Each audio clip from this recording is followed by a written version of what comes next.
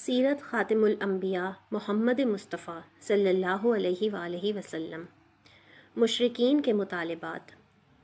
ایک مشرک کہنے لگا، آپ صلی اللہ علیہ وآلہ وسلم اسی طرح کھانا کھاتے ہیں جس طرح ہم کھاتے ہیں، اسی طرح بازاروں میں چلتے ہیں جس طرح ہم چلتے ہیں، ہماری طرح ہی زندگی کی ضروریات پوری کرتے ہیں، لہٰذا آپ کو کیا حق ہے کہ نبی کہہ کر خود کو نمایاں کریں، اور یہ کہ آپ کے ساتھ کوئی فرشتہ کیوں نہیں اترا جو آپ کی تصدیق کرتا۔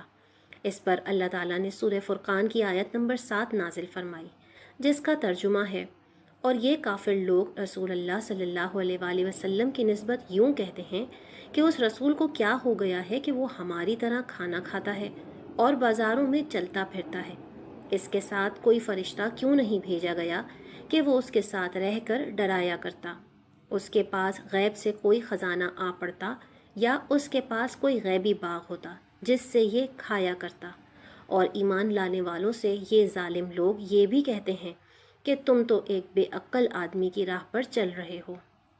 پھر جب انہوں نے یہ کہا کہ اللہ تعالیٰ کی ذات اس سے بہت بلند ہے کہ وہ ہم ہی میں سے ایک بندے کو رسول بنا کر بھیجے، تو اس پر اللہ تعالیٰ نے سورہ یونس کی آیت نازل فرمائی، جس کا ترجمہ ہے، کیا ان مکہ کے لوگوں کو اس بات سے تعجب ہوا ہے کہ ہم نے ان میں سے ایک شخص کے پاس وحی بھیج دی کہ سب آدمیوں کو اللہ کے احکامات کے خلاف چلنے پر ڈرائیں، اور جو لوگ ایمان لے آئے انہیں خوشخبری سنا دیں کہ انہیں اپنے رب کے پاس پہنچ کر پورا رتبہ ملے گا۔ اس کے بعد ان لوگوں نے آپ صلی اللہ علیہ وآلہ وسلم سے کہا، ہم پر آسمان کے ٹکڑے ٹکڑے کر کے گرا دو، جیسا کہ تمہارا وعدہ ہے کہ تمہارا رب جو چاہے کر سکتا ہے۔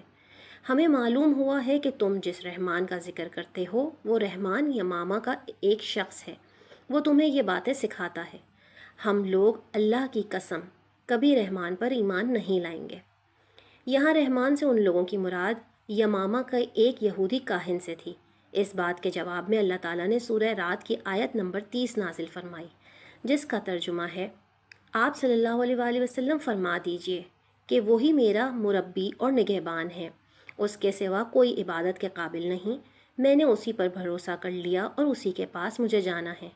اس وقت آپ پر رنج اور غم کی کیفیت طاری تھی، آپ کی عین خواہش تھی کہ وہ لوگ ایمان قبول کر لیں، لیکن ایسا نہ ہو سکا، اس لیے غمگین تھے۔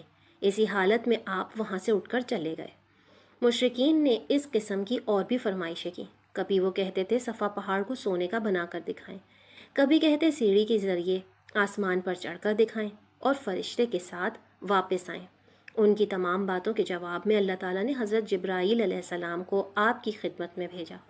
انہوں نے آ کر کہا، اے محمد صلی اللہ علیہ وآلہ وسلم، اللہ تعالیٰ آپ کو سلام فرماتے ہیں اور فرماتے ہیں کہ اگر آپ چاہیں تو صفا پہاڑ کو سونے کا بنا دیا جائے، اسی طرح ان کے جو مطالبات ہیں ان کو بھی پورا کر دیا جائے، لیکن اس کے بعد بھی اگر یہ لوگ ایمان نہ لائے تو پھر سابقہ قوموں کی طرح ان پر ہولناک عذاب نازل ہوگا، ایسا عذاب کہ آج تک کسی قوم پر نازل نہ ہوا ہوگا، اور اگر آپ ایسا نہیں چاہتے تو میں ان پر رحمت اور توبہ کا دروازہ کھلا رکھوں گا۔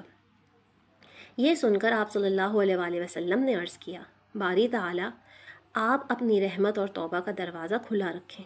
دراصل آپ صلی اللہ علیہ وآلہ وسلم چاہتے تھے کہ قریش کے یہ مطالبات جہالت کی بنیاد پر ہیں، کیونکہ یہ لوگ رسولوں کو بھیجنے کی حکمت کو نہیں جانتے تھے۔ رسولوں کا بھیجا جانا تو دراصل مخلوق کا امتحان ہوتا ہے، تاکہ وہ رسولوں کی تصدیق کریں اور رب تعالیٰ کی عبادت کریں۔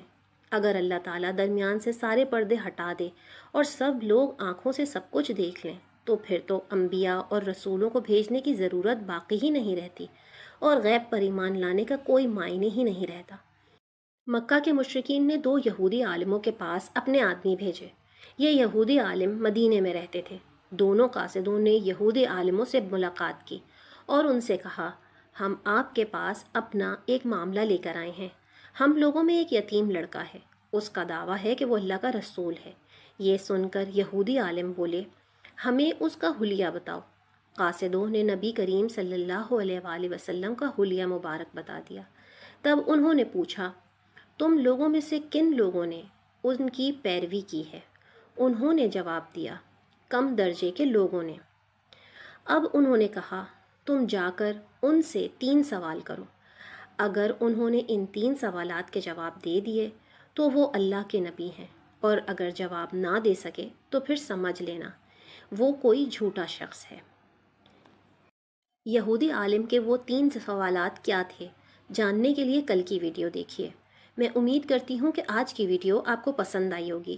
میری اس ویڈیو کو لائک کیجیے اور فیملی اور فرینڈس کے ساتھ ضرور شیئر کیجیے۔ انشاءاللہ ملیں گے نیکسٹ ویڈیو میں، جب تک کے لیے اللہ حافظ۔